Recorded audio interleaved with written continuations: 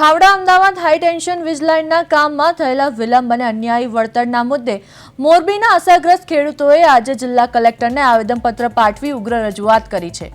ખેડૂતોના જણાવ્યા અનુસાર વર્ષ 2025ના અંતમાં પ્રોજેક્ટનું મોટાભાગનું કામ પૂર્ણ થઈ જવા છતાં કંપનીએ હજુ સુધી અસરગ્રસ્તોને નિયમ મુજબ 50% વળતર પણ ચૂકવ્યું નથી। આ સમસ્યા માત્ર મોરબી પૂરતી મર્યાદિત નથી, પરંતુ કચ્છ, સુરેન્દ્રનગર અને અમદાવાદ સુધીના જિલ્લાઓના ખેડૂતો પણ આનાથી પ્રભાવિત થયા છે। તાજેતરમાં જેતપર ગામે થયેલા ઉપવાસ આંદોલનના પરિણામે સરકારે વીજ લાઇનના વળતર અંગે નવી ગાઈડલાઈન જાહેર કરી છે, જે અંતર્ગત ચાલુ કે નવી લાઇનો માટે વધુ વળતરની જોગવાઈ છે।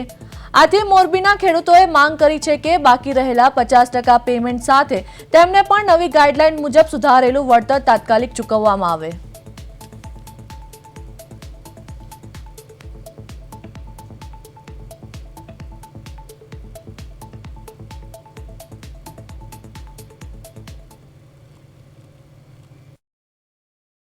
મોરબી જિલ્લામાંથી ખાવડા અમદાવાદ એક લાઇન પસાર થઈ છે અને એનું કામ 2025ના એન્ડમાં મોટું પૂરું થયું છે, પણ કંપનીવાળાએ હજી સુધી કોઈને પેમેન્ટ 50%, એમાં કચ્છ જિલ્લો, મોરબી જિલ્લો, સુરેન્દ્રનગર જિલ્લો, અમદાવાદ જિલ્લો 4 જિલ્લાના ખેડૂતો આવે છે એ લાઇનમાં।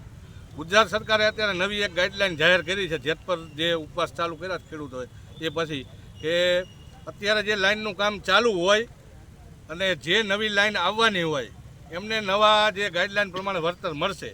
પણ અમારી લાઈન જે એવી છે ખાવડા અમદાવાદ, કે એનું 2025ના એન્ડમાં એ લોકોએ કંપનીએ કામ પૂરું કર્યું છે, પણ હજી સુધી 50% પેમેન્ટ 4 જિલ્લાના ખેડૂતોનું બાકી